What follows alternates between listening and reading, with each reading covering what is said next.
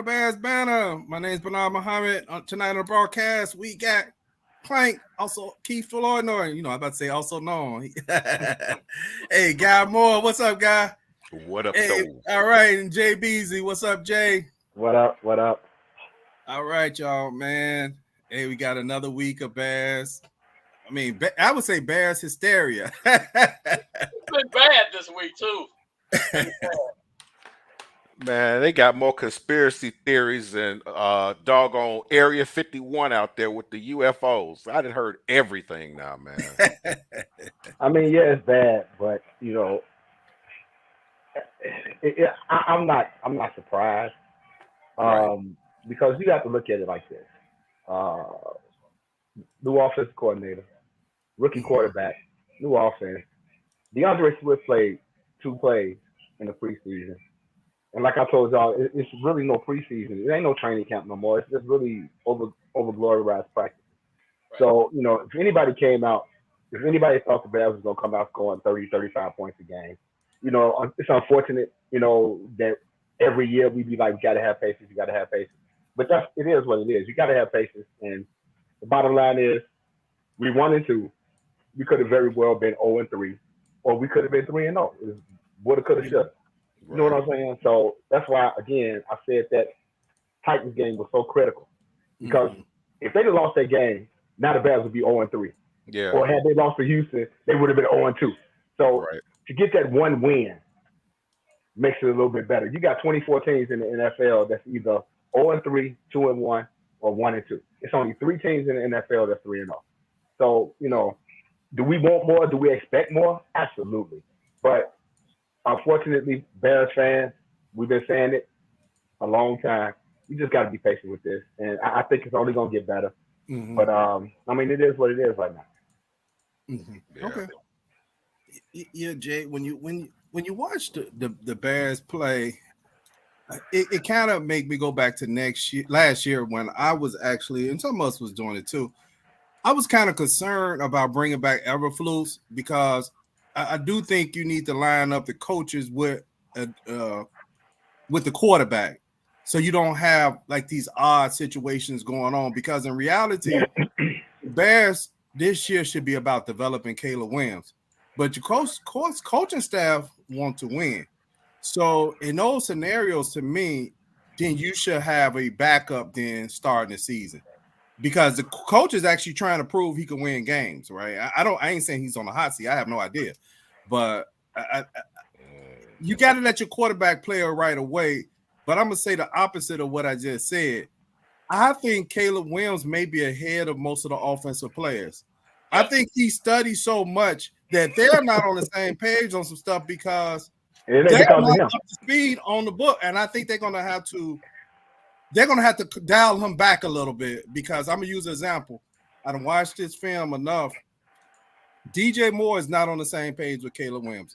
And it's not because DJ is a bad player, Caleb's a bad quarterback. I think he's anticipating based off the route combinations of what he thinks DJ should be doing. Because on deep passes, he always missed DJ horribly. It'd be like 5 yards, 7 yards. It'd be behind him. But if you notice with Roma Dunze, they've been working out at the practice. He hit him with some nice passes. The only way he can get DJ, it has to be a bubble screen. Yeah. Right. Among the things you just brought out, you see CalebWIlliams and Roma Dunze practicing on their own, going to different destinations, spending time before and after practice, and that's what you end up doing, trying to develop this continuity. So, you want to get the chemistry going with your quarterback and his receivers. And for whatever reason, DJ Moore, he actually did that last year. And, he was able to create a chemistry with Justin Fields at that point.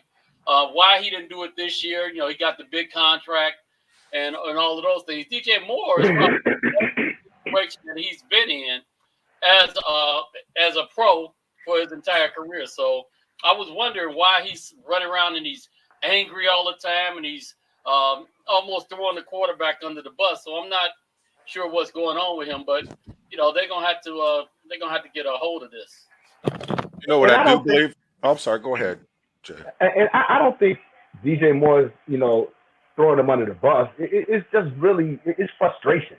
Mm-hmm. It's really frustration. So I don't think he's throwing him under the bus at all. But you're right. They got to spend more time together. But again, it always goes back to practice. Practice. And when you don't practice, you're not gonna look good. And that's what we're saying. Right. This is a result of this glorified training camp that the Bears had, because they had the entire thing. They had the OTAs, they had the rookie camp, they had the mini camp, then they had training camp, then they had hard knocks. So it's just one of the things. But when you don't practice, you don't play well. Practice is important, and I just don't understand why they haven't figured that out yet. Like I said, if Patrick Mahomes can play in every preseason game, every NFL player should play in a preseason game. Right. But time is everything as well, too. What I do believe with Eberflus, contrary to popular belief, I think he is on a hot seat, because I read somewhere where Poles was angry at those 2 challenges that he lost. It's like he's going to have to sort of semi-micro coach. And what I mean by that, he's got to stop thinking too much and start looking at what he has and go play for play, because he hasn't shown the propensity to, I guess, coach in the respect of a block of plays. It's almost like at this particular point right now, he's guessing and he's thinking too much. And as far as DJ is concerned, just like you said, Rome and Williams, they both spent a lot of time together in the summer, and they were able to kind of do a few things, which is great, but DJ didn't. So the time is off a little bit. You got to think, of course, because they don't have, the whole thing with the offensive line. You got a rookie quarterback trying to work some things out. I just believe that it is going to come together, but I can tell you what, though, if Flus does it, this is my indicator. If Flus does another challenge on a stupid play and he don't win it, but he's not going to get fired during the season, because that's just not the Bears' way. Yeah, well, part of my concern is that with Flus, I don't know that you actually have the ability of correcting the areas where he's got problems with. We're talking about things like planning. So you in the first quarter, and you end up getting a drive, and you could take a field goal, but you're at the 5-yard line. So a lot of coaches say, take the field goal, get some points. That way we got momentum. Flus is like, well, let's go for it. We need the touchdowns. We need the touchdowns. Right. So at some point, you got to kind of change your outlook on that. And the other thing that he really has a problem with is game management. Yeah. He doesn't have the ability of saying, okay, we're in the fourth quarter. It's 8 minutes left. We're down. What is the scenario that we need to? What are the things that we need to happen in order to be in a position to win the game? Mm-hmm. So that's why he ends up, kicking deep at the last 2 minutes and things like that, because he can't figure out exactly what steps he needs to do in order to win that game. It's like playing chess versus checkers. If he can't develop a path in his mind of what he needs to do to be successful, I don't know if that's something that can be developed. What do y'all think about it? I think what it is Flus what he has to do is stop thinking about what everybody thinks. He's always been criticized that you don't use timeouts or you don't use challenges. Mm-hmm. Okay, so now I'm going to use challenges, but don't use challenges on dumb stuff. Because those 2 challenges that he did a couple of weeks ago, I'm like, I'm like, come on, man. Just because people say you don't use challenges or use timeouts, don't just use them and say, hey, I did use my timeout. People say I wouldn't use my timeout. I did use my. You did. Come on, let's stay fundamental. But I think it's gonna come around. But I really think Hard Knocks kind of put them on this pedestal where they actually, once again, I told y'all, they thought they was good, but you still got to put the work in. Right there. I sent a message to my. I put a message on Facebook last week. Like Jaquan Brisker, I ain't gonna get off topic real quick, but Jaquan Brisker actually thinks he's better than he really is. He actually thinks he's better than he really is. It's like, dude, You making plays you're supposed to make. Make that extraordinary play where we like, whoa, Brisker did that. Do that. So I think they need to come off the high horse a little bit. Why did I show that? You know, I'm sorry. Go ahead, Bernard. Well, thank everybody for tuning in tonight to Banter Talk Show. Those who watching on YouTube, Facebook, and Twitch TV tonight. Hey, hit the subscribe button, click, turn on that bell notification so whenever we drop new content, you'll be alerted of it. Hey, Jay and Plank, all y'all got what we talking about right now is coaching, and I know it's the pregame show for the Bears versus the Rams, but I felt we probably should address some of the coaching things that we might have talked about online, offline, and stuff like that. And coaching is so important to a success of a team, right? It creates the environment. It's part of the game planning.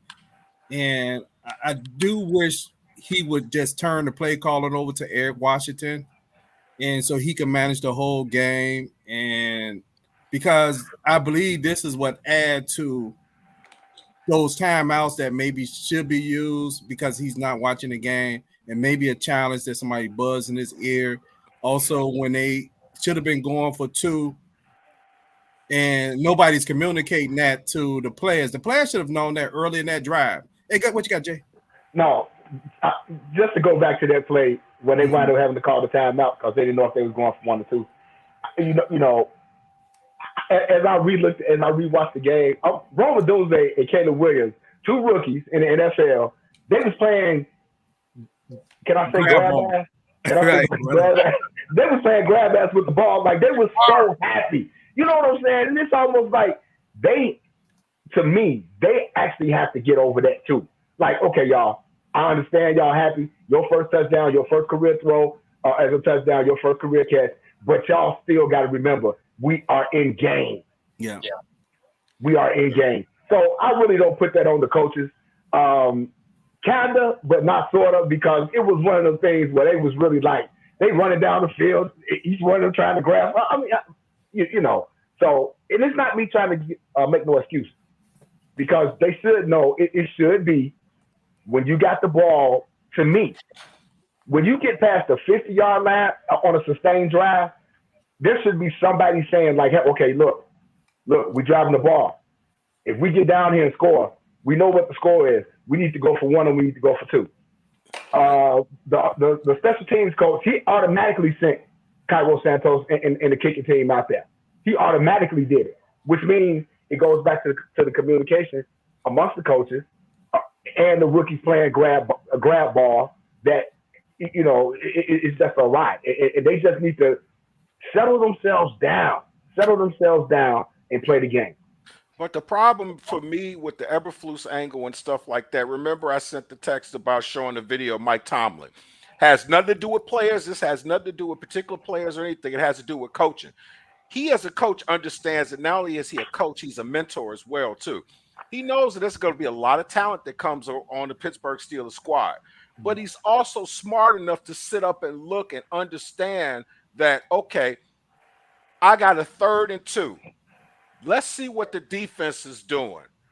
I'm not going to run some Ringling Brothers and Barnum and Bailey circus. I'm going to do just enough to get that first down and everything afterwards.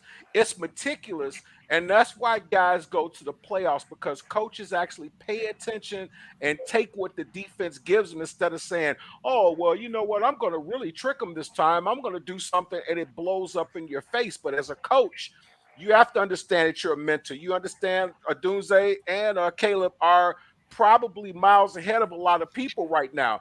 But as a coach, he probably won't hold that against them.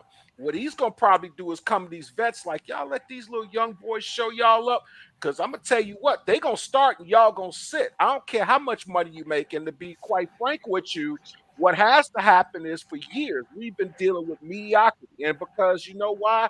Because there's no shock. Start taking some of these starters, like I ain't gonna say no names, Tevin Jenkins. Accountability. But it's supposed to sit your ass on the bench. Well, I got a problem with that. So from a coaching standpoint, you either coach behavior or you allow behavior to happen. Either one of those can be just as bad. So with the two rookies getting excited and going out there in the middle of the game at an important point of the game and arguing about something that was a part of the game, but it wasn't essential at that particular point. Right. That's something that needs to be addressed, and that's one of the things that Eberflus could have done to go for towards accountability. My problems with Eberflus and the coaches at this point is they want to be liked. They want people to like them. They want to be, this figure on the team that always plays with you, and people like you and they laugh or whatever. You can't be a leader, and I'm talking, from a man perspective or what have you. If you a leader of other men, you got to have direction. You got to have discipline. You got to have a vision of what you expect these people to be. Yeah. And 9 times out of 10, the people that you're directing aren't going to like you. Mm. It's not important that they like you. It's important that they respect you. When we start talking about Shane Waldron, he throwing 5,000 different plays out there and to show people how creative he is. And these are the things that are in my mind. At this point, he should start looking over some of the plays and say, which plays were successful for me? If they weren't successful, let's throw that out the playbook, or let's save that for 12 games from now and to surprise somebody or whatever. But again, they need to develop their identity, and that doesn't come with the lack of accountability and people liking you. From the coaching standpoint, they're really big on everybody else being accountable, but the coaches are very quick to throw a lot of the players under the bus, which is a bad look, and people won't play for you if you continue to do that. Yeah, you talk about Shane Waldron. I agree 100% what you're saying. And as an offensive coordinator, not that I ever did offensive coordinator. I mean, I've called plays before, but that was on a lower level, not a professional level. But you do have, Jay always say, marry plays together. And you do have to keep it simple at times, right? You got to be able to keep it simple. And I know personally, I watch a lot of game film and videos over the game. And one of the things I did this year that kind of helped me look at the quarterback play differently is I watch all the throws. And one thing I know is about when I watch all the throws, I watch it on a channel that it is, I'm not emotional about it because the game situation is not being played in that tape, right? You just see a throw, and I'm looking at guys that I think at times that may be confused about their blocking assignment, regardless if they've been pushed back or some of that. Sometimes, or some of the schemes look like, do you actually think he could have got over there to block that guy?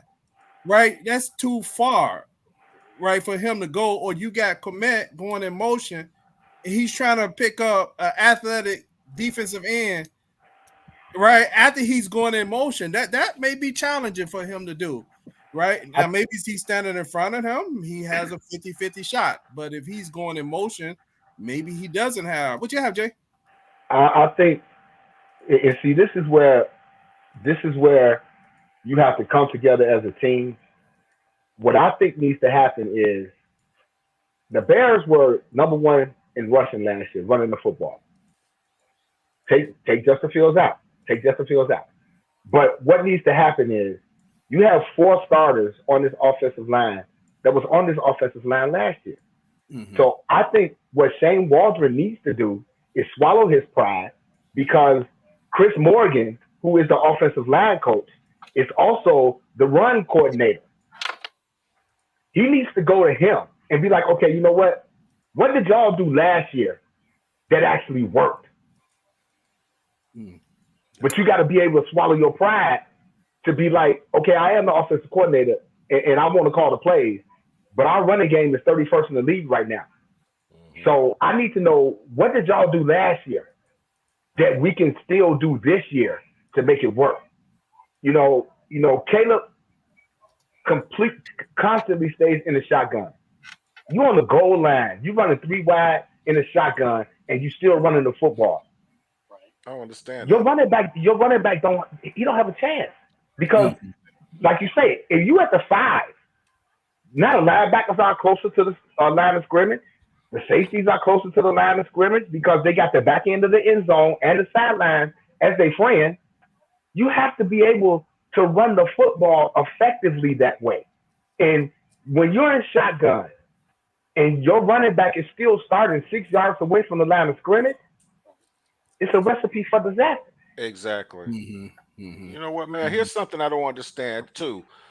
Last year and the year before last, the onus was we need a quarterback that can sit in the pocket. We need a quarterback that can go under center. And I'm thinking in my mind from this year, Caleb Williams is that pocket guy who has a pocket presence, who has that ability. So I'm thinking from a run standpoint, I'm like, oh, we're going to run all over the place. And it's not happening. It's kind of befuddling to me. But another thing, just like I completely agree with you, Jay, you have to have a narcissism in the respect of saying, okay, last year we ran the ball. Why we can pass? No, well, it worked, but in the other hand, just like you say, come to guys from last year. What was it that you guys did? Because there's no way in the world you could tell me with the running back personnel that we have right now that we shouldn't be in the top at least 3 or 4 in rushing. You can't run 13 personnel inside the 5 and hand the ball off. Right. It just doesn't work. It doesn't. Does not work. Nope. I think Chris Moore is going to have to look at himself a little bit, the offensive line coach, because there was that one play that was historically horrible for the Bears. 4th and 1 at the 1-yard line. You ended up seeing not only did they lose 10 yards on that, but you saw 4 out of 5 offensive linemen on their butts. On the ground. Yeah. The only way an offensive lineman should be on the ground, on the goal line, is if he's on top of another guy. So true. So he needs to take out the defender in front of him. For 4 out of 5 offensive linemen to all miss their blocks at the 1-yard line, dude, that is malpractice. Somebody needs to be sued. Somebody needs to go to jail. Abysmal. I guess the part about it is this is where, and I know some people actually get mad at what I'm about to say. They're gonna get mad because they into their emotions about Justin Fields. I'm just gonna say that out there like this. Caleb Williams actually said when he got to the line of scrimmage, he like this. I need to audible this play, but he said that the clock had got too low, so he didn't audible. So that may be where experience had to come in. That he probably should just call timeout, because the coaches. Now that's the coach's fault calling the play like that. And second, you getting the play in too late, right? And so what you two could be having is your linemen confused about the blocking scheme. I'm not sure because I want to bring up some of these plays and we just run a few. Then we start talking about the game coming up, and y'all let me know what y'all think or whenever y'all want me to stop. The video doesn't have any audio, so y'all can just kind of like talk over the video as y'all see it. Let me bring it up. With that. So. Okay.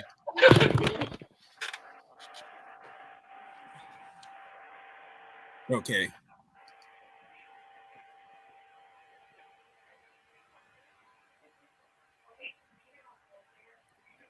What quarter is this? This is just throws in the game, so this is the first quarter. It goes in order. Okay. So to me, that's a good throw, a good read. But if y'all notice, Caleb is always pretty good in the first quarter. Because I think at one point in this game to start, I think he was like 5 for 6 or something like that. Yeah, he's always good in the first, and that's the thing. They always start out in a nice rhythm, but what they don't do is marry the plays together. Right. Yeah. And that's the thing, because you can't play action. You can't play action if your running game ain't working. That's so true. You ain't fake. You ain't fooling nobody. This next play, James, this play makes no sense to me. Not this play, the next play. It makes no sense. The scheme is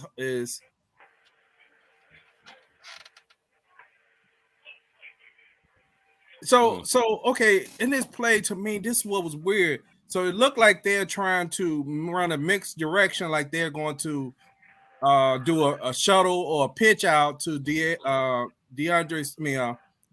DeAndre Swift. Yeah, that's what it is. Then they turn around and throw the ball. throw the ball. But the weird part is he's not far. The route, he's too close to the line of scrimmage. So actually, Darnell Wright's man, I think, makes the tackle. Oh, let me run it again. Hold on. Oh, it went past it. Hold on. Let me go back. Oh, I didn't go back far enough. Hold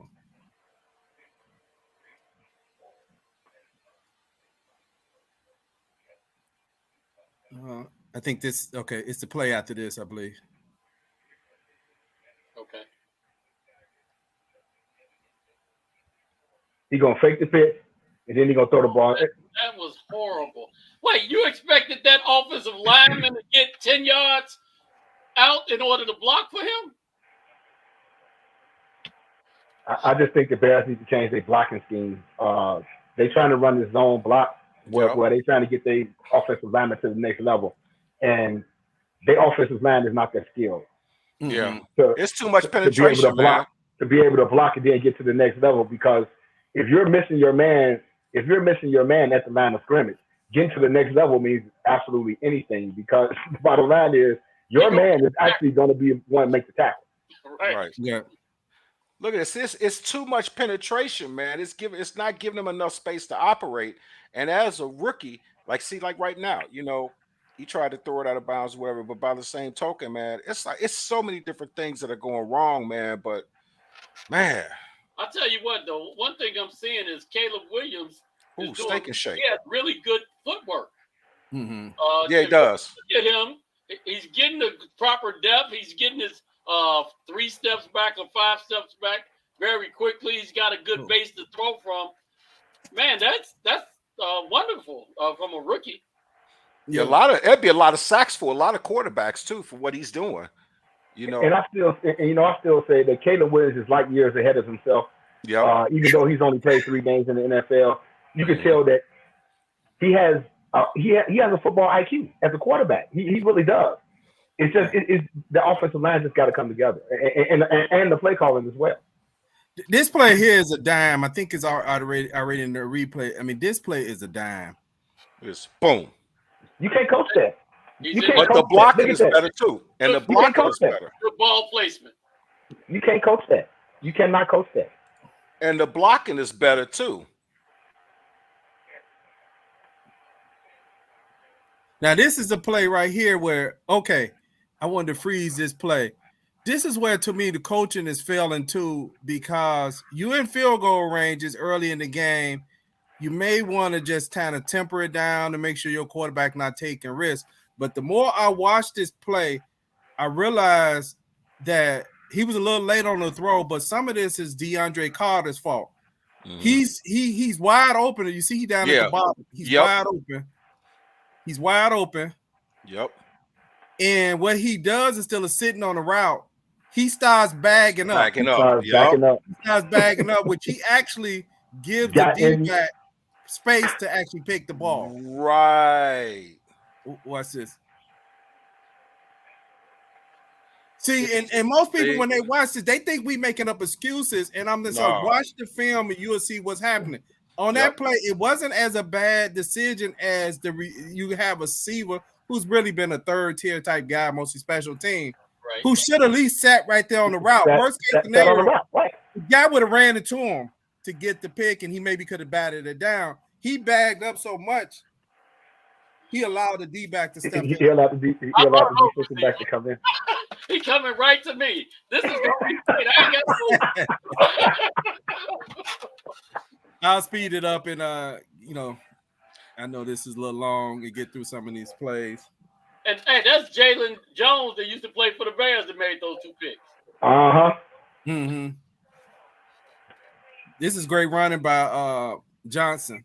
I think he caught it. He did a good job. He really did. Damn. That was a dime, yeah. He actually needs to get more carries. He really does. He actually look at this play. Should be getting somewhere around. Look at that. Hey, that's perfect. Exactly. You can't coach that. You can't coach it. I don't think he needs to throw 50 of those, but no, it doesn't. Right. That's ridiculous. But I will say this: if we had the running game from last year right now, he would look even more prolific. Mm-hmm. Because now you wouldn't have defensive backs able to kind of be able to gamble a little more. Okay, did this play here? This play right here. Yep. This play Yep. right here bothered me. Yep. Yeah. I screenshot this play. Yeah, that did. Okay, this play. Here's the problem with this play. Hold on, let me go again. Okay, when you see him release, to me, okay, right now, I'm assuming he made the throwing to Komet based off the screen. Right. Okay, the problem is they routes are too close. See, look at this. Yep. 2-on-1. 2-on-1. And you got 3 defenders in the picture with 2. You got 3 defenders in the picture with 2 wide receivers. Well, technically you got 4. You got in the end zone. 4. You got in the end zone. Okay, to me, what's his name? Gerald Everett's route is too close. I think he ran his route wrong. And when Caleb was throwing where he should have been if he had started the route correctly in the first place.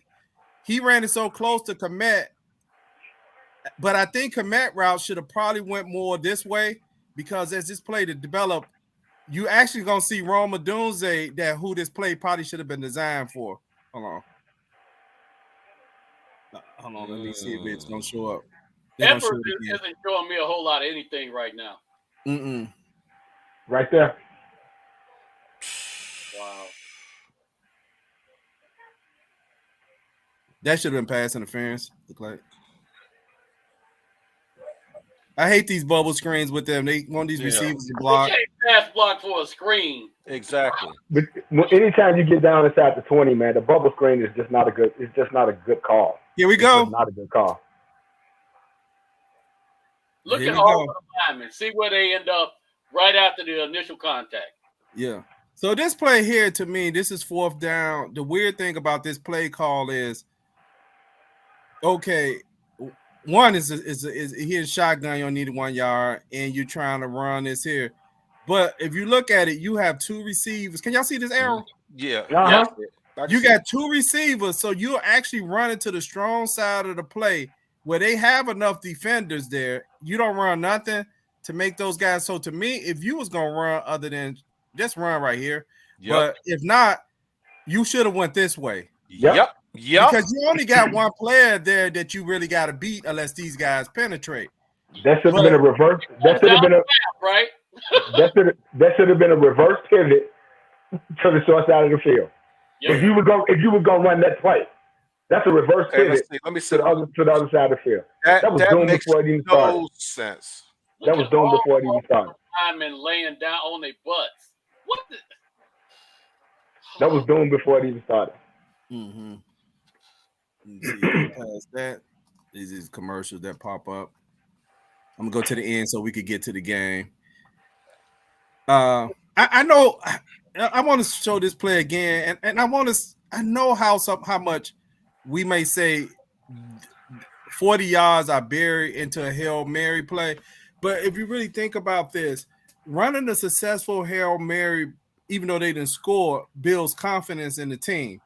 Because we actually saw on several occasions last year where the Hail Mary landed. One time it was in the Cleveland game. It landed in the guy's hand and he still dropped it. He just dropped the ball. Yeah. He just dropped the ball. You talking about last year?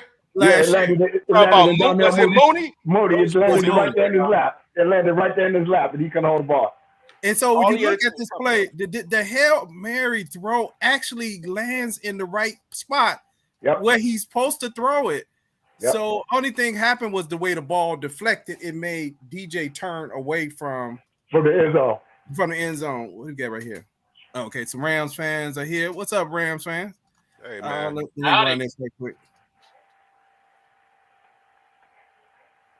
What do we think of the game? I think he's got a point. We've been talking about last week's game, but we had to cover that because we don't have our identity quite yet, and we want to kind of illustrate exactly why. Okay, we're gonna wrap it up in another 30 seconds. Okay.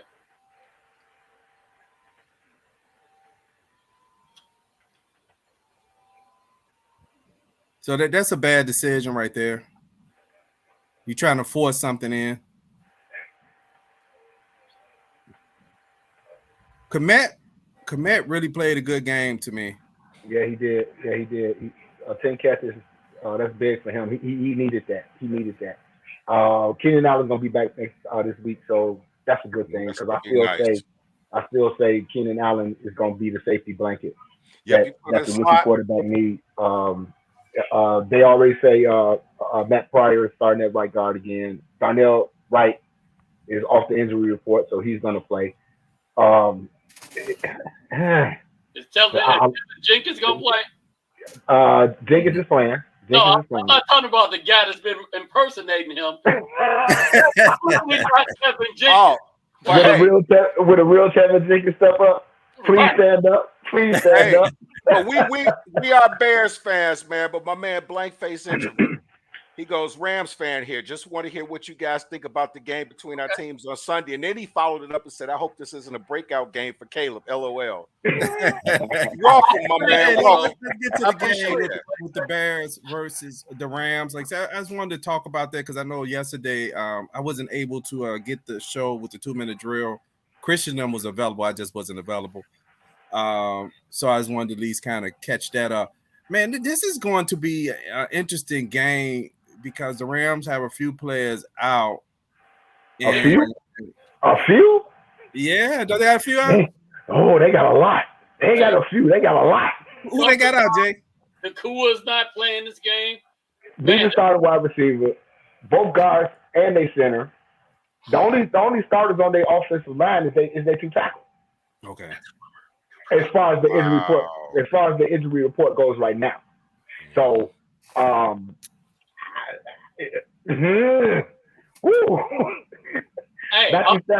Matthew Stafford is 12-9 against the Bears in his career.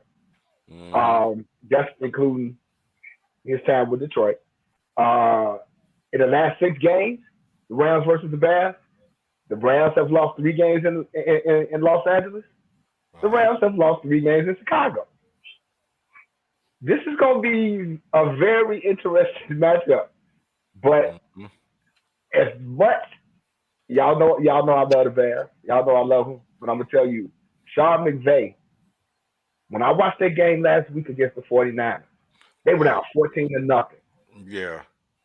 Missing major players. Yeah.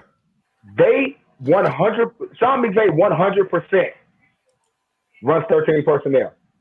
Yep. But he was like, you know what? I ain't got Cooper Kupp. I ain't got the other guy. So I'm gonna go 12 personnel. It's great when you have an offensive coordinator that can step out of his body and be like, you know what? This is what I like to run. But because I don't have the personnel, I got to change it up and make it work. John McVay, and you got Stafford, who people can say what they want to.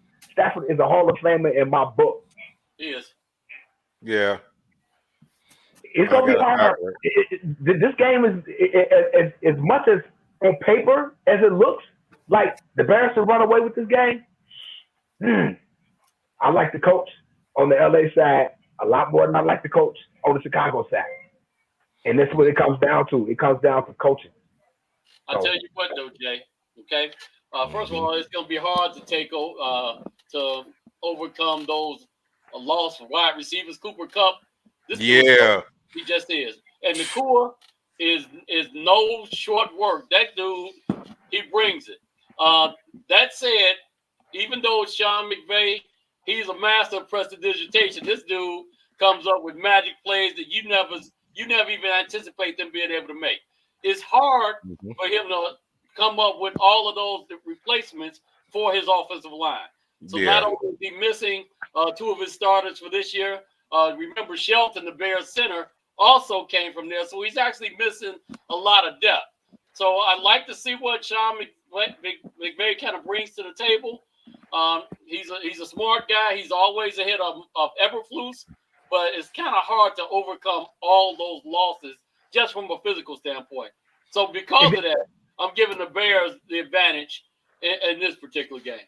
And then you also have to look at it too. They coming from LA, coming to Chicago. You know, we got a 2-hour time difference. We got a noon game. I mean, it's a lot of tangibles that goes with this, but they still have to step on the field and play the game. And I'm just gonna say, the last time the Rams was here, I've been going to Soldier Field a long time.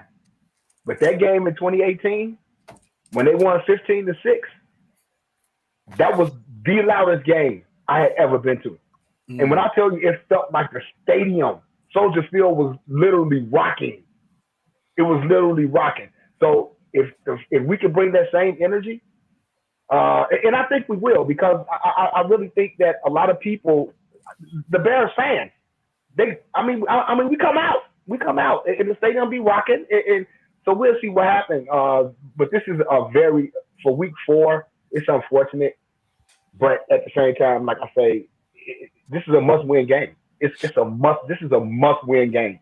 And it's sad to say that in week 4, but it's a must-win game. Hey, if they need any motivation, report. Do you got the Bears injury report? Let me take a look at that right now. Okay. As I'm looking that up too, man, I'm telling you, if they need any motivation, I got one for them. Aaron Donald is retired. That's because, man, dude, I'm gonna tell you right now, as a Bears fan, every time we played the Rams and he's in the lineup, I don't care what type of team we got. I'm scared. That dude was one of the scariest defensive linemen that I've ever seen. And now that he's retired, I'm just praying to God that he just don't even show up to the game just as a guy, you know. Okay, full injury report. Let's see what we got here. Okay, we got Keenan Allen is questionable. Stephen Carlson, tight end's out. Kevin Byard's questionable. Terrell Swift, the cornerback, is out. Zach Pickens, the defensive tackle, is out. Let's see, for the Rams, Cooper Kupp is the only one. He's out. Puka Nacua, wide receivers, IR. Jonah Jackson, IR. John Johnson, third is IR. Davis Allen is questionable. So is Debo. Debo is questionable as well, and Kittle is questionable. So the Rams are really beat up. That's San Francisco. You talking about the 49ers? San Francisco. 49ers. Yeah. Never mind. That's all right. We all had them senior moments. They so bad last week. I thought they were man, but I will say I will piggyback on Jay, man. McVay just showed a masterclass of what great coaching looks like. Hey, man. And I actually watched that game last week. I was sitting on the couch like, they are actually finna win this game. Mm-hmm. They were down 14-0. They scored 10 points. San Francisco went up, and some kind of way, McVay, Tutu Atwell, that's the name y'all need to look for. Yep. For the Rams, Tutu Atwell, wide receiver. He played a heck of a game last week, and we're talking about against a 49ers defense. I mean, they're not no slouches. So, but I put that on McVay as a coach and a play caller and a veteran quarterback that knows what he's doing. And that could be the difference in this game. Yeah. Okay, what is Gypsy Mike talking about? As long as Williams stays the starter where he's nowhere near ready, he clearly wasn't watching what Williams was doing last week. Williams had a heck of a game. So even when we point out that he threw 2 picks, I understand that. The first pick, you just showed where Carter had went into the defensive back. So that's what actually set up that pick. That second pick ended up going off a wide receiver's hands. So anytime the ball hits a wide receiver's hands and then gets picked, that is not the quarterback's fault. So can you put that comment back up so I can see that? Bernard? He said what? I said no way Coach win last week. I'll never say that again. As long as Williams stays the starter when he's nowhere near ready, Bears would be lucky to go 3-14. Really? Mm-hmm. All right. So, you know what, Frank? I wish I had got to that play with the pick with Rome, because that was a spacing issue too. I know people think you're making up excuses, but I'm telling you, it was a spacing issue. The guy who actually tipped the ball, the guy who actually picked the ball was actually covering another guy. He was covering another guy who was within 5 yards of him, and that's why when he kind of picked it, he ran from the other guy as the ball was being tipped and caught it. But that's spacing. If the guy who was underneath had picked it, then it's a bad throw or a bad read or whatever. But the guy who was actually sticking somebody else, came over. It wasn't a free safety who was covering high. It was just he might have been free safety, I don't know, but he was actually on another guy. So to me, that's a problem where routes are within 3 to 5 yards in the same zone. So you're allowing guys to drift in that zone. So which that's what I'm saying is probably something confusing of what's going on. But as far as what the Bears could do in this Rams game, I think it's gonna matter what they do offensively. Because the Rams may be able to get points, because McVay he's just a great coordinator. He's that dude. He's that dude. He is that dude. Yeah. Can you get enough points? And how do you get those points? I know we sound like a broken record. You're gonna have to run the ball, but I'm gonna concede that you can't run the ball with DeAndre Swift. It's a reason he probably haven't stuck with other places long time. And I'm not saying he's not capable. I'm just saying the way they block it now, he's not going to be your primary back right now because you need to run downhill right now. Maybe when you block better, you could throw, but he needs to be your third down back, right, where you could kind of pass pro, hit him on some screens, some swing passes. But running downhill, you need to do Roschon Johnson and Khalil Herbert. And I'm going to say this, and I know some people don't understand this. Roschon is a power runner. Khalil Herbert is a better runner. He's a better runner. Yeah. It depends on what you want in that play. If you want somebody going to bang it up and run guys over, give it to Johnson and let him do his thing. Now, what may happen is he may get 3 to 4 yards on a play that you probably could get 8 if you block it up better, right? Because he's kind of like going to run right into the guy, right? But still, you got to run down here. You got to get positive plays. You got to take field goals. That's the only way you're going to win. And people have to remember about DeAndre Swift. DeAndre Swift was drafted by the Lions, who has a great offensive line. He was traded to the Eagles, who has a great offensive line. Mm-hmm. DeAndre Swift is not used to being tackled in the backfield. Yeah, so he's more of a Swiss Army knife. So that has a lot to do with it. But I agree, the Bears need to run the football this week. The Rams are 31st against the run, just as bad as the Colts. Kyrie Blasingame is back this week.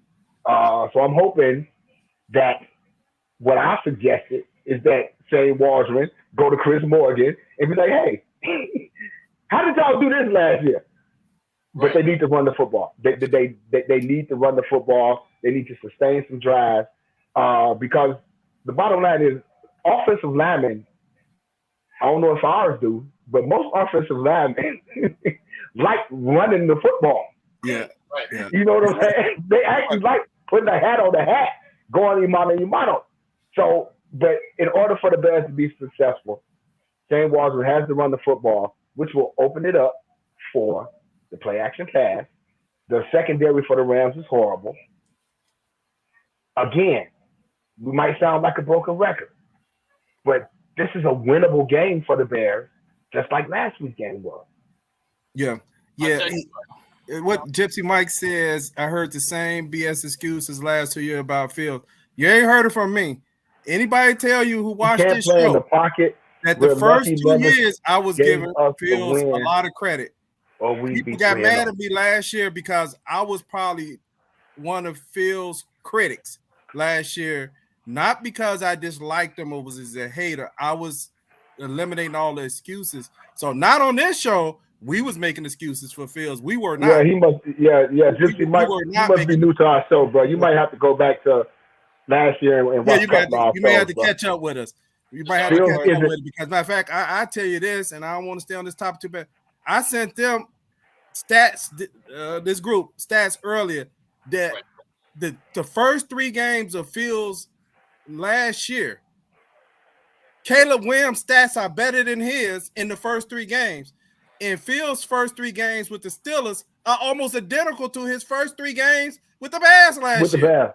So there's not really like a lot of improvement. He's just playing for a team that wins a lot. Now, I will agree. I always say winning is a quarterback stat. I agree with that. So I'm not going to flip-flop on that particular statement, but I will point out time like in the first game, CalebWIlliams played no role in them winning that game. Right, so that is true, but he's still 1-2 to me, right? I will admit that sometimes quarterbacks don't play a role, but they can't do it part of why you lose. He said Williams. He said Williams was corner. He said Williams isn't ready. He can't play from the pocket. I don't know what he's watching. He's playing from the pocket. Well, how can you judge what he does in the pocket when they keep running shotgun? What pocket? No, I want to know what pocket. Yeah. I want to know what pocket. I tell you what. First of all, we're gonna do this Pittsburgh versus the Bears all year. Season. You're playing for a team that gives up 8 points a game. You should be 3-0. Yeah, you should be 3-0. Yeah. Keys to the game. The Bears winning this week. Roshan Johnson. He's got to get the ball. I want him to get at least 10 carries. I think that develops continuity. No more than 25 passes from the offense. That'd be ridiculous. There's no way we should be getting anywhere near 50 passes in a game. We got to play the same defense we're doing, as well as I want to see Keenan Allen coming back and keep targeting Cole Kmet. I think we walk away with a victory. Yeah. Okay. And so that's a valid point, blackface introvert. Yeah, it is. The sacks are going to probably happen. That's why we're saying they got to run the ball. They got to run the ball. Right. And it ain't about possessing the ball because they just possessed the ball last week. That's why sometimes we have narratives in the games and people start talking after the game. And sometimes it doesn't match up to what really happened. So I heard people say, oh, man. The Bears ran 83 plays. They ran 83 plays. They possessed the ball almost double. They had the ball 35 minutes. So I saw somebody said they wasn't even Caleb sent the thing to the punter and he been punting. He actually only punted 3 times in that game. Yeah. They actually possessed the ball so much that he didn't have to punt. They ran 83. That's almost college. That's college level. 83 plays in the NFL. Come on. Yeah. That's Madden. That's Madden. And my running backs both got 200 yards, and my quarterback got 400. But you know what? The way we should treat our running game is just like you would treat a tomahawk steak. I don't care how much money you spend on a raw tomahawk steak. If you don't beat it up and you don't marinate it, it's just a hard piece of meat. Roshan could, you know what? And he does, and he could actually do a twofold thing. Number one, him being that beat up guy, now you're making guys more tentative. We don't need to pass 25, 25 at the max, maybe 26, but we can probably pound this ball, man. And then we're at home too. Yeah. Let's see. Did you see the scripted plays the Texas game? 26 times throwing the first or second read. I'm reading this guy, Gypsy Mike. Did you see this? You know what? If I want to send him that video on the link so he could watch all CalebWIlliams throws and he could actually see that he actually worked through his progression and maybe he might have hung on to the first guy. But you 3 games in. That's what rookies do. Matter of fact, most rookies have 1 read and they run. Right? Yeah. If they mobile, 1 read and they just dump it off. He's going through 2 and 3 reads, right? And that's with pressure on him. But anyway, going to this game itself, I think that if the Bears stick with running, play good defense, they have a good chance in this game. If they go in this game and be stubborn like they've been the first 3 games, they don't have a chance. They don't have a chance. You can't go this game and be stubborn. Hey, let's before we get to the predictions, do y'all want to do game of the week? What's y'all game of the week? Anything? Let's see what we Baltimore Buffalo. Okay. I believe that's the game of the week to me. Baltimore Buffalo. I like Minnesota and Green Bay. I like that one too. In Green Bay. Minnesota is my second favorite team this week. They playing against Green Bay. I hope Jordan Love gets back out there and, Well, they say he practiced all week. On a limited basis, so he might wind up playing this week. Okay. But my game is just Buffalo Baltimore because I would just love to see what Baltimore is gonna look like against this Buffalo defense, man. Yeah, that's gonna be good. Yeah, you know what? That's the game. My game of the week is Buffalo and the Ravens too. Okay. I really, over the last few years, I really sometimes questioning John Harbaugh's in-game decisions at times. especially when he go for plays for wins at the end of games. I understand sometimes you want to rah and get the fans up, and I'm gonna go for 2 on this last play. That's dumb to me, because at worst case scenario, right, you go into overtime and lose. And I swear that first game of the first game that they play, I've seen them about 2 or 3 times last year where they blew some games, or the year before where they went for the last one. So I had no faith that if they hadn't had that, whatever it was, a penalty or whatever it was, or they said the guy was out of bounds. That's what it was. They said he was out of bounds, so they didn't get him that catch. But man, we got man, you know what? We y'all got 2 for 2. Let me see. I think I still got that. 2 for 2. Let's see how much y'all got for 2 for 2. Man, it's tough because it's well, you know what? I'm gonna go. You know what? Because the Panthers look like they're improving right now, but I'm just gonna say that. Hey, don't let Eddie Dalton fool you, bro. Yeah, don't let Eddie Dalton. Right. That's a farce. So right now, I'm gonna say my 2 bottom teams. I'm gonna say is Carolina, and I'm trying to think of who's another team that I really have no faith in watching them play. Man, I can't think of a second team because you get a couple of people that came off the undefeated. Top team still for me is gonna be Buffalo, and I hate to say the Steelers right now, and it ain't gonna do what you call it. It's just that they're not doing enough offensively for me to actually say once a team puts some points on them, can they actually score enough points? Because holding people to 10 points is kind of that's really that's not sustainable in long term. It's not sustainable. This week they can probably hold Indianapolis to 10 points. Oh yeah, they sure will.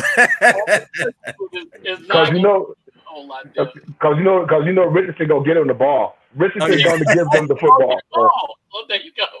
He wants to throw to you. But my 2 for 2 is gonna be Atlanta and New Orleans. Yeah, that's gonna be a good one.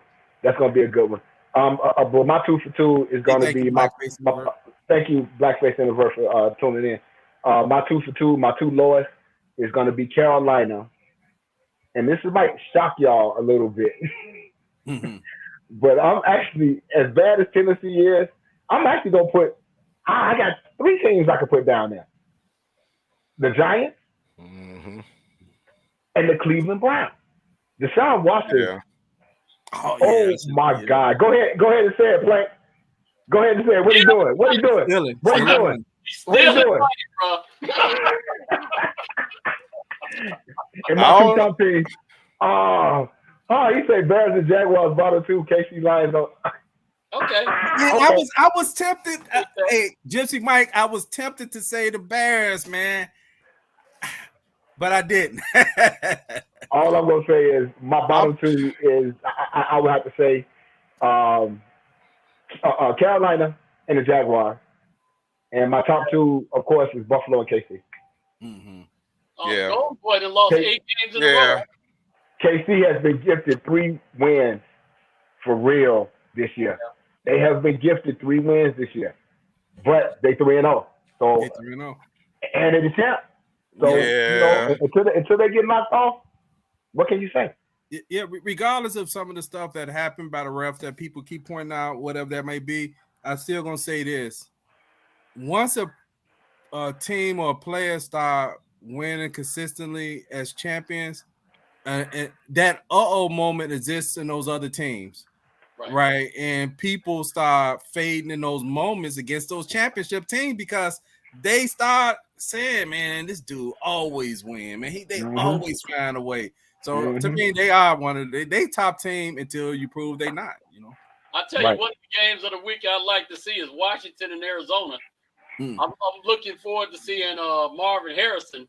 He sounds like he's tearing some stuff up, and that game that Jaden Daniels played on Monday night. Man, that's historical from a rookie standpoint. 90% of your passes. Yeah. The only problem I got with him is he's too frail to be running the ball that many times, He's starting to remind me of RG3. Yeah. That's the only issue I had with him, because actually for a long time he was my pick that I wanted, and because y'all seen me many times saying, man, I like him and maybe trade down, but I am worried about his build, right? And he almost run at guys like, dude, did somebody tell you like you got no physique? He gonna learn how to get out of bounds soon. He's gonna learn how to get out of bounds soon. I'll tell you that. He's gonna learn how to get out of bounds real soon. Hey, we got a few viewers' predictions. Hold on, what we got here? We have Black Introvert. He has the prediction for the game is 28-10 Rams. Okay, thanks for your input. All right. Hey, y'all ready? Man, I'm still trying to figure this out. Yeah, I'm ready. Okay, what you got, Blake? Man, I love the Bears, and I've always got to try in my mind find a way for the Bears to win. I don't see the Rams scoring less than 21 points because of Sean McVay and Stafford, but some kind of way I'm going to will the Bears to win. I got the Bears up 22-21. 22-21. Okay. What you got, guy? 17-16 Bears. Okay. I get mine, Jay. I have the Bears losing 24-12. Oh. And I have the Rams winning 23-20. 23-20. Okay. So you got the Bears scoring 20 points. Okay. Yeah. It's gonna be. And I'm gonna tell y'all, get ready for it. I hope it don't happen, but I'm gonna tell y'all, if the Bears lose this game Monday, it's gonna be all out hell for the Chicago media and Chicago Bears fans. It's gonna be holy hell. They better not have Eberflus's address nowhere soon, nowhere posted. Hey, Gypsy Mike, man, one of the things about Daniels is, to me, he really kind of represent what a lot of these quarterbacks need to do in college. Play longer. They need to play longer. A lot of these quarterbacks are not ready for the NFL, and then they drafted number one, and they don't have enough snaps. And Jaden Daniels, I want to say he played about 6 years, I believe. No, he played. I think he played 5. 5 years. Okay, so he played for a while. But also, I was talking to somebody at work about a week ago, and they was talking about Jaden Daniels. Okay, here we go. Okay, stop it. I was talking about Jaden Daniels, and what I was saying about Jaden Daniels is he played against a lot better competition.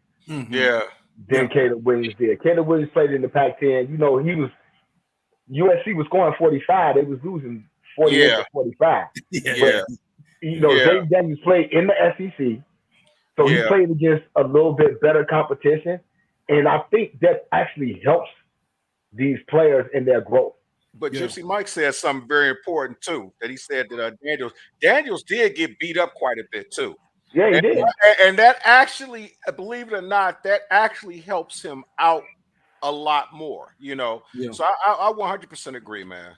Yeah, because Jaden Daniels primarily got the edge on Michael Penix for the Heisman because of competition. Right. Because if you actually look at him statistically, nobody was really, I shouldn't say nobody, but Penix had a big gap on some of the guys. But when it came down to competition, Jaden Daniels played tougher competition. And that was the edge that he got on Penix and coming into that category. But what we have Plank with the Bears winning 22-21. Guy has the Bears winning 17-16. Jay and I we are on the other side this week. I got the Rams winning 24-12. Jay has the Bears winning. The Rams winning 23-20. And so far we have. Let me see. Hold on. We got. I think Quick is leading at 2-1. Yep. Yeah, Quick 2-1. So Jay 1-2, me 1-2. Yeah, Quick only won 2-1. So I'll tell you one thing I want to mention. The most popular player for the Bears in history is the second string quarterback. Every year, the second string quarterback is the greatest guy ever to live. Of course he is. A whole lot of hype going on Tyson Bagent. I think he's a serviceable backup quarterback. But some kind of way in the NFL that came out this week and rated him as the number 24th best quarterback in the NFL. As the second string quarterback out of Division II. Come on, guys. Y'all need to stop it. Let that guy develop as well. He's only in his second year. He's not a top flight quarterback either. I think he's good enough to do a second string on the Bears, and I think he can see the field and he has a lot of experience. But come on, guys, stop it. Yeah, and it depends on what you're trying to do as an NFL team. I know the Bears traditionally have not been able to develop quarterbacks for various reasons, whatever they are, right? And I'm saying I'm sticking with CalebWIlliams. Yep. I came into this season thinking they was going to struggle. If I didn't think they would struggle, I would have been saying something like 12-5, right? If I didn't think they was going to struggle. I was saying 10-7 because I just think they was going to struggle. I didn't think they was going to come up and be this high juggling. Now, and it was some of us was saying who they going to guard. They'll figure that out down the line, right? But to me, just put the time in. Be patient. You got to get Caleb to be patient to make sure he's being patient. And also, they got to, which they did good at last week. I think eventually they made some deep throws, which was a plus, right? They had about 4 or 5 deep throws. And if you really want to be a productive offense, you got to move the ball down the field much faster. Jay was saying, you shouldn't have that many plays, right? You got that many plays. If you have that many plays, you should have about 35 points, not 16. Right. And that's the thing, because one thing I did notice about San Francisco last week, they had a lot of big chunk plays last week against the Rams. Defense. What's the kid? Juwan Jenkins. He had a career game last week against his Rams defense, and he's the third wide receiver on the San Francisco 49ers. So I can see the Bears moving the ball, but I just think with Stafford and McVay, I just feel like I hope I'm wrong, but I just feel like they're gonna find some kind of way to win this game. Okay. So hey, that's why you got to play the game, and you can't win on paper, right? You got to win out on paper. Can't win on paper. Can't win on paper, and the other teams don't care all the weapons the Bears got on paper, right? They don't care that you got Keenan Allen, Roman. They get a game pick too. DJ, right? They don't care about that on paper, right? They get a game pick too. They defense get a game pick too. They defense get a game pick too. That's true. They get a game check. They out there. They get paid to play too. Right. See, but I was reading what Gypsy Mike was saying. He said Bagent's in the top 15. He put up more yards than the top 4 quarterbacks drafted last year combined, over 17,000. But think about what you just said. It's college.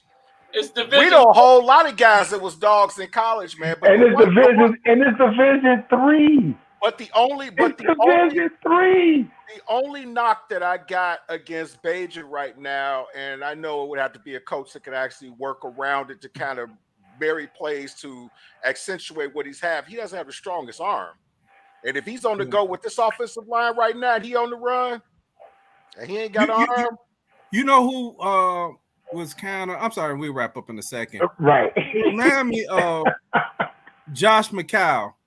Yeah. Josh McCown was very smart guy. Yeah. He's the guy that, I'm not sure why he's not coaching yet. He's a guy that could run the offense, but guess what? He couldn't win no games. He's the quarterback coach. 5 games with the Bears when he came in for Jay Cutler. And I want to say after that, he played another 7 years. Yeah. And I want to say he didn't win no more than 10 more games the next 7 years. Hey, that backup role in Chicago. That backup role in Chicago got Cable now a 2-year, $10 million contract. Sure did. Sure did. Can't be mad at that. Hey, it is what it is. It is But- what it is. But y'all don't get it twisted, man. I mean, Tyson Basic. I like Tyson Basic. I do too. I really do. like him. I mean, but come on, guys. Are we really gonna do this? Are we really gonna do this right now? Top It's 15, just stop constant. it. So he right behind Mahomes. Stop it. Right. And you know what? And I know Caleb came in the league, man, with just a lot of hate, man. A lot of hate, doesn't matter. It's just It all of doesn't it. matter if it was involving the Bears moving on from a quarterback. It was a lot. It's a lot of people that just don't like Caleb Williams because he painted his fingernails. That's God's honest truth. And they're just looking for certain reasons, anything to come. And he cried at a game, right? Man, shit, I almost, excuse me, y'all. Who likes losing, man? In reality, who likes losing? Man, you know what? Give me a dude that's passionate about the game than to give me somebody who's okay with losing. Man, you know what? I hate losing. I hate losing. I ain't never really lost. I'm sorry. What y'all got? Right, because I hate losing too. Hey, this is the city that Me and my wife play dominoes, and I hate to lose. So I hate losing too. Look at this. We're talking about a city that embraced the dude that wore a wedding dress and married himself. But you know why they did? But you know why they said that much? Picking up Walmart, really? Stop. One, because Rodman was winning. Number two, they knew they couldn't beat up Rodman. They couldn't beat up Caleb Williams. This guy, man. Oh, okay. But anyway, like I said, man, let's just roll the dice and see what happens. Let's just get better this week, man. Yeah, That's all. That's all we can do is get better this week. Hey, so we see y'all Sunday. This is a noon game again, right? So Yeah. Yes, sir. we'll see you approximately about 3:33. I say 3:45 because these noon games been kind of going on to at least about 3:15. So about 3:45 for the post game show. Until then, thank everybody for tuning in to Bears Banter, and make sure you share this podcast with your friends. Peace. Peace.